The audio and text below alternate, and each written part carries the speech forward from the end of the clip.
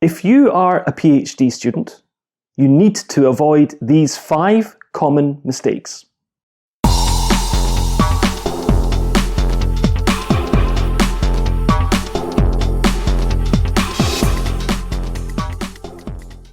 Welcome to That's Academic. My name is Stephen Thompson, and we're bringing you videos and interviews to try to help demystify and decode academia for people who are at a very early stage, maybe thinking about applying for a PhD, right through to early and mid-career academics.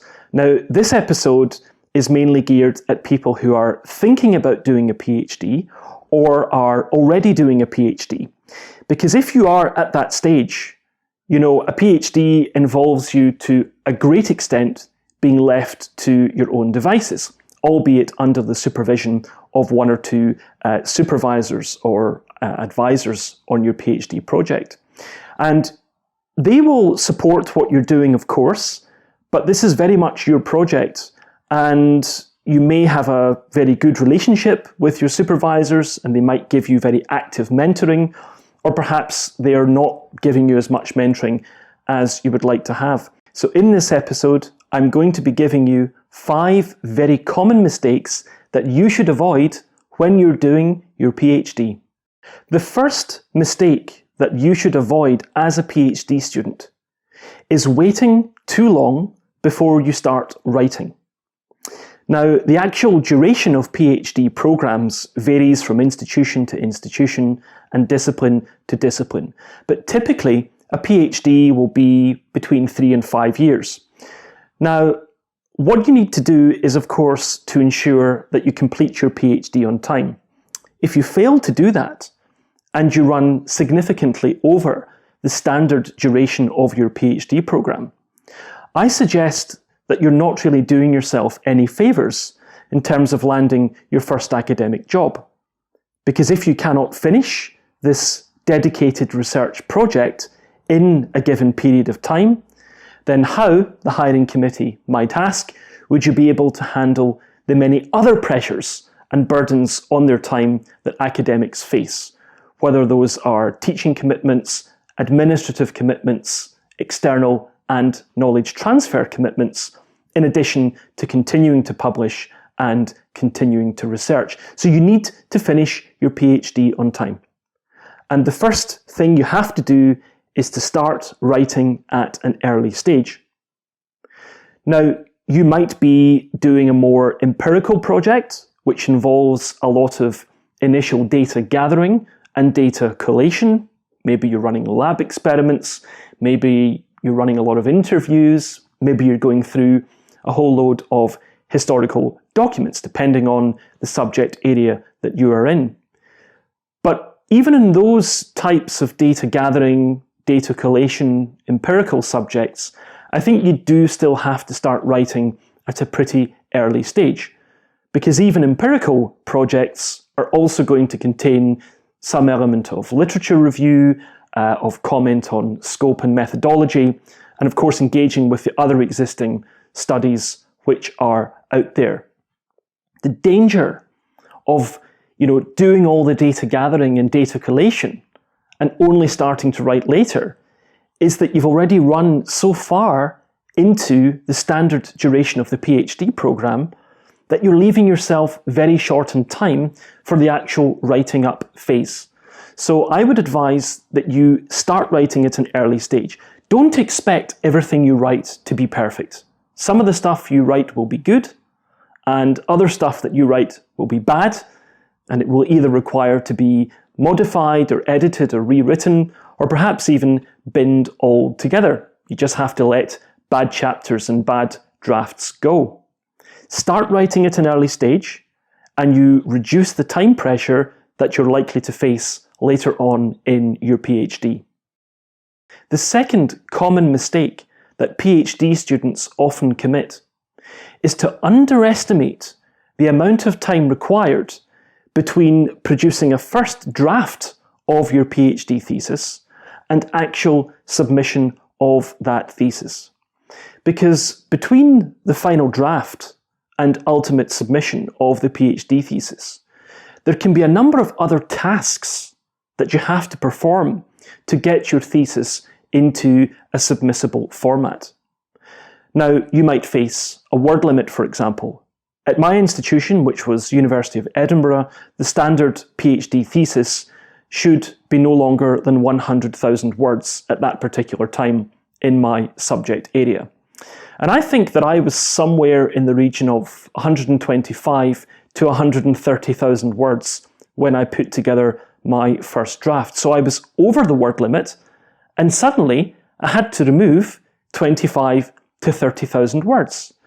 Now, of course, you can try to rephrase some of what you've written or to paraphrase some of what you've written to try to reduce the word count, but there is no way that you're going to be able to remove 25 to 30,000 words doing that. You're going to have to cut big chunks of your writing out of the thesis. So that takes a lot of time because you are reducing the number of words in your thesis quite significantly without altering the basic arguments, the basic structure, and the overall research findings. So that is very time consuming, and that can send you into a round of further, gradually and increasingly refined final drafts. In addition to that, you need to get all of your footnotes and citations into order. Don't underestimate how long that takes. I personally find that I can cope much better with the footnote editing phase, whether it was when I was doing my PhD or whether I'm writing a book or an academic article.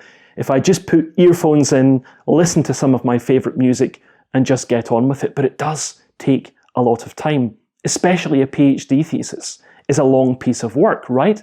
So you need to get all those citations into a common format.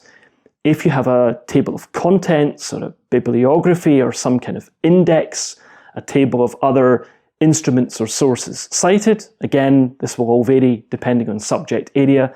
This can take ages, okay? So don't underestimate how long that takes either. So I would say a common mistake is that a lot of PhD students think that when they get to the final draft stage, they're only a matter of weeks away from final submission. It might be true in some cases. I don't think it is true in many cases.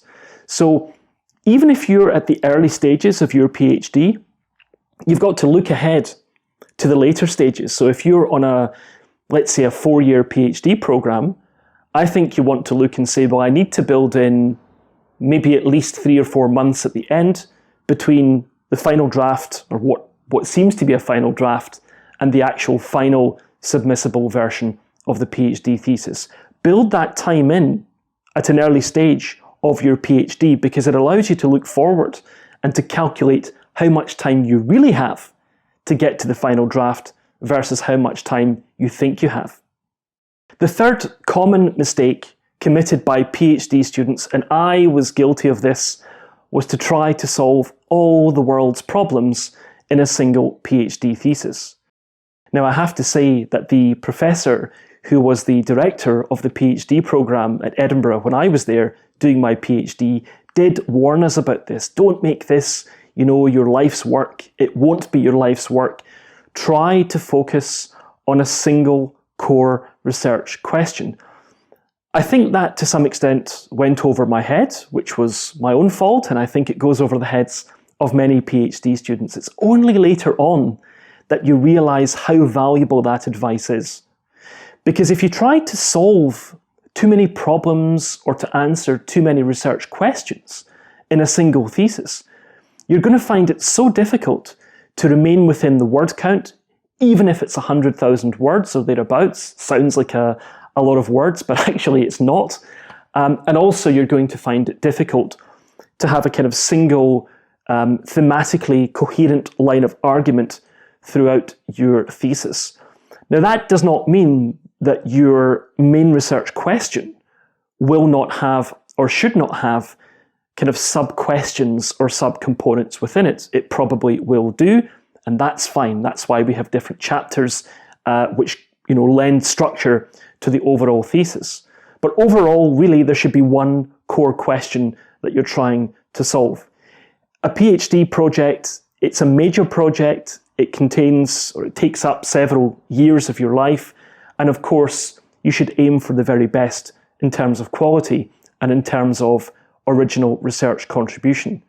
But please resist the temptation to be utterly comprehensive in your PhD thesis in terms of trying to address all the problems within a given field. You have a whole academic career ahead of you to do that. And, when you look back in years to come, your PhD thesis will be just one aspect of your overall research portfolio and profile. A very important and formative aspect, but just one aspect. You have books, articles, and other outputs ahead of you in the future to solve many of these other questions. And when you come to work on that final draft of your thesis, there's a pretty good chance that you will identify sections which, even although they might be well researched and well written, are not actually a core part of your central argument and your addressing of a central research question. And you can basically cut those out and save those for later academic projects and later research publications. So if you keep focused on a single research question, then you will resist the temptation to try to solve all the world's problems in a single PhD thesis, with all the later problems that will entail in terms of ensuring thematic coherence and consistency, and not going way over the word count and having to take tens of thousands of words out of your final draft.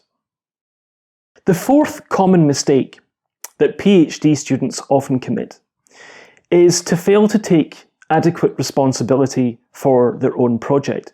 Don't expect your supervisor to be treating this as his or her project. Your supervisor should, and I'm sure will, be supportive.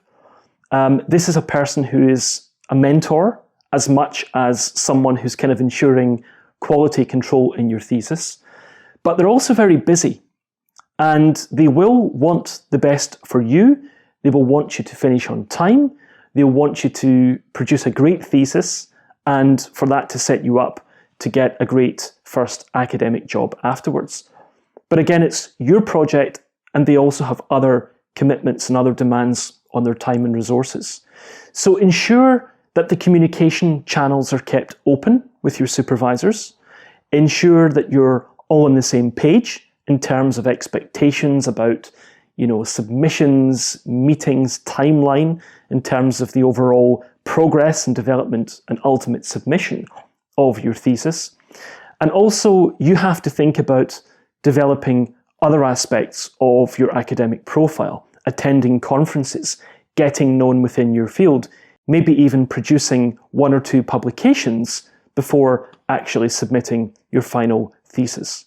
So please take responsibility. This does not, of course, absolve your supervisors of the responsibilities that they have, but ultimately, you're no longer a bachelor's or a master's student, you're a doctoral student, and that means you're kind of already halfway towards being a full-time academic. So, take responsibility, take overall control, and don't just leave it to your supervisors to make suggestions. You need to be proactive, and you need to be in overall control of your project.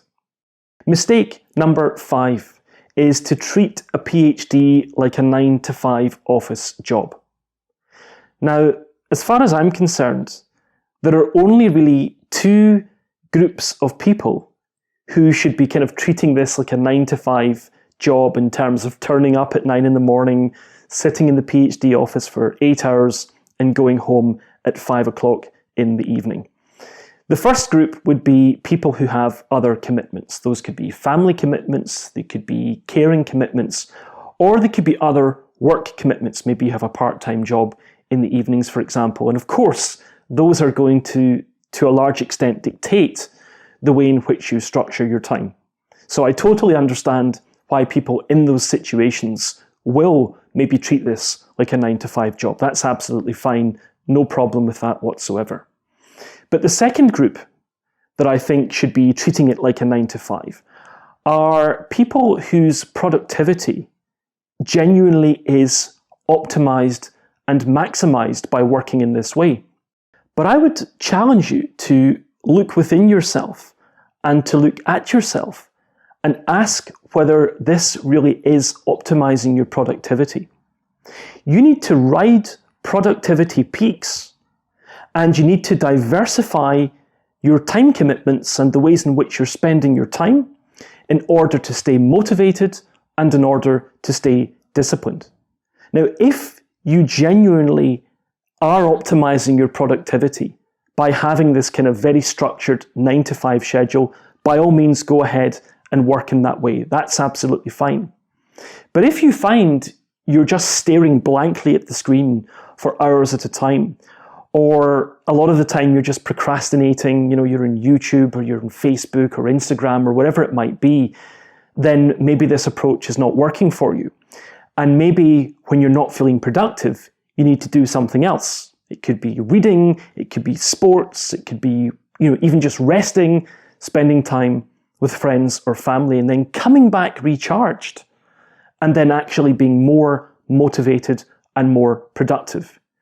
I'm a strong believer in measuring productivity by quality of time spending rather than quantity of time spending. You're not a great PhD student because you're sitting in the PhD office longer than anyone else. You're a great PhD student if you work efficiently, effectively, and you can optimize the way in which you work on your PhD thesis. So again, if there's a very good reason for you to work in this 9-to-5 way, who am I to question that? But if you're simply doing this because you see other people doing this, no, you have to find your own method and your own approach which optimizes and maximizes your productivity, because ultimately that is going to make it more likely that you submit and finish your PhD on time. So those are 5 mistakes which are commonly made by PhD students.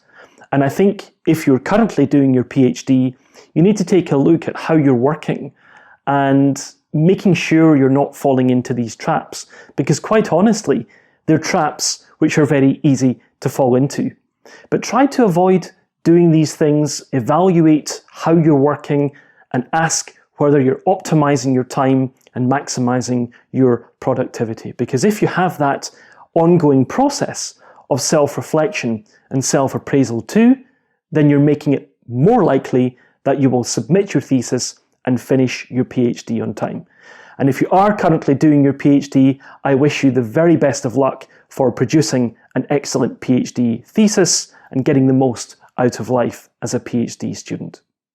So thank you so much for watching this. I hope you found it helpful.